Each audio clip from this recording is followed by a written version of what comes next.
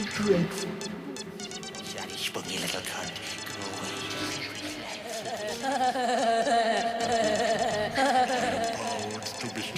I am proud to be stupid. Tonight on Brass Eye, are we in a state of irreversible decline? What's the reason? What can be done about it? And if there is a solution, who on earth is going to put it into action? Or is everything just great?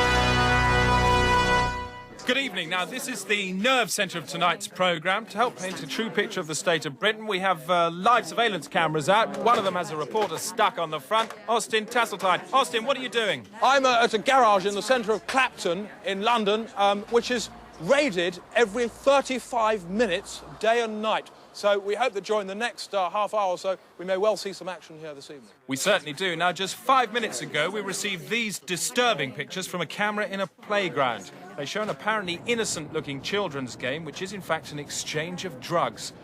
There they go. And if you think about it, those two children are extremely lucky not to have been killed to bits. The State of Britain. 1996. What is the true state of Britain?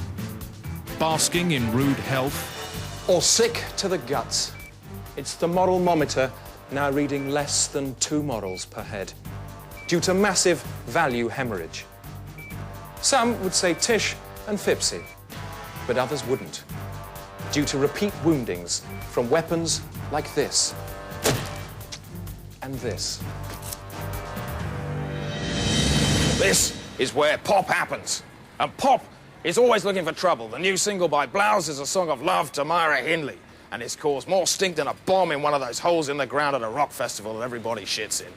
When I saw your photo in the press, I thought, is she blonde under her dress? I thought, I hope they make her take off her dress for the next one. But they didn't even know it would be so much better if they had done her sit down in a fag. Myra Hindley is a very complex woman, you know, and this song is about her hair.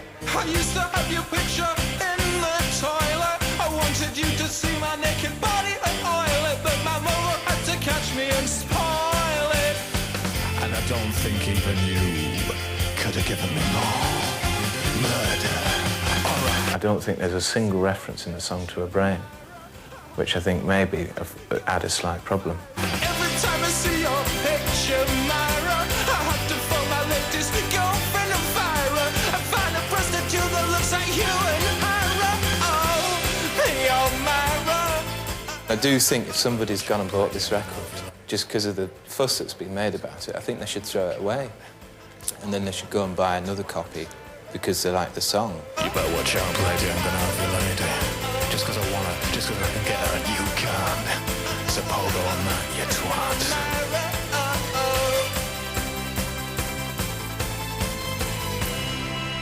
Traditionally, we turn to the Bible for help, but now even that's been devalued by those who used to espouse it. Terry Waite, once special envoy to the Archbishop of Canterbury, has been paid £2 million to write a 5th gospel to replace the existing 4. Jesus didn't know he was Jesus until he'd been chained to the radiator for some time.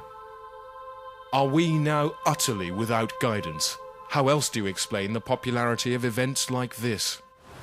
Next week, Peter Sutcliffe takes to the West End stage to star in a musical of his own life. On day release from Broadmoor Prison, Sutcliffe has been rehearsing intensively for 3 months. The role includes singing police chases, You'll never get me in the slammer. but finishes with Sutcliffe atoning for his crimes. And I really am so very truly sorry. Co-star Marigold Blenny says he's a kind man with a sense of humour. I mean, you see how dark it is here. I mean, he's always jumping out at you. Whoa, like this. So what's the audience going to make of it? I think they'll go away thinking, maybe he's really a misunderstood man. Maybe that, 20 years ago he was taking the piss. But not everyone sees the positive side. Peter Sutcliffe is allowed out under police escort from Broadmoor to perform a work about his own life in musical form. The catch is, you see, he appears on stage and he says, "I'm sorry." I don't care what he's saying. Don't he say he's forfeited his rights to society by doing so much damage to society? His agent says it's a... His agent? What a game he's got here. Yeah, I know. What an agent? Well, a man who's in for jail the show, for the life. producer of the show. The producer of the show. Well, there shouldn't be a show. Should we revive our ailing culture, or should we just put it out of its misery? Or should we bring it back to life and then shoot it for letting us down so badly? You haven't got a clue, have you? But you will do if you watch for 30 minutes.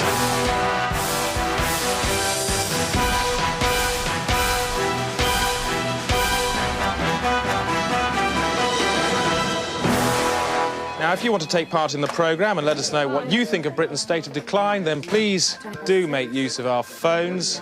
Just like to check at that garage where there could be an incident at any moment. Austin Tasseltine is there. Austin, anything... Austin, oi! Anything happened? No, nothing. Well, I mean, earlier on there was a small incident with a pen, but no, nothing serious, no. Can you tell me exactly what you mean by a small incident with a pen? Well, we don't know for sure. So why mention it? Just, it was a small incident, that's all, with a pen. Thanks, Austin. Well, now to shocking events that have actually happened, as we lift the whistle on drugs in the workplace and show how employees at Shaftesbury's Jams in Colchester are using illegal high drugs on a daily basis. Shaftesbury's Jam has run at a profit since 1977. Staff are encouraged to use cannabis, cocaine, crack and heroin whenever they feel the need. It's the weekly production meeting. The new product, Loganberry Jam, is behind schedule. Yeah, there is a delay. It's a twofold problem, really. I needed a clearer indication from marketing about 5 weeks ago of the shape of jar that we were going for. If I'd had it then, we'd only be about a week behind now. But I've got a couple of points I'd like to make here. I mean, Graham's lead times are way too long. They're not my lead times. These are the times given to me by the company. The company has used drugs to improve its performance for the past 17 years. Far too long. That's what's holding us up. Exactly. An hour later, the drugs are speeding efficiency and decision-making. The odd shirt is changed as old veins are damaged, and a small vomiting has taken place. There's no conceivable way we can make a profit. It's pretty fucking simple. The only problem seems to be Matthew, a new recruit from Spiller's Dog Foods, who's inexperienced at crack. Prestige jam, and that's what we've done. He's beginning to suffer. Having 75% fruit content. We do still have a prestigious product, Mandy, but I must agree with Matthew on this point. Because of financial restraints, our hands are tied. What if the lids were berry-shaped? Okay. We could have berry-shaped lids. No, we'll start at 70%, and then over a 2-year period, we'll decrease to a 55%. 18 months. I don't see how we can do that. Well, because of our restraints, I'm afraid. Run it. Going with what I decided. And I've decided that we'll start at 70%, and then over a 2-year period, we'll reduce to 55%. 18 months. No, I think 2 years has got to be the period, Matthew. I think 18 months is too short a time. Next business. Apricots. More jar trouble, Graham. Yeah. They're breaking. It's just it's a temperature control. Jam's coming out about a couple of degrees hotter than normal. Just really got to work on the thermostat of the valves. You should be all right. It's nothing to do with the German machinery. No, the machinery's fine. With the machinery itself. In time, Matthew will learn his level. With company profits still rising, it is unlikely that anyone here will want to change the chemistry.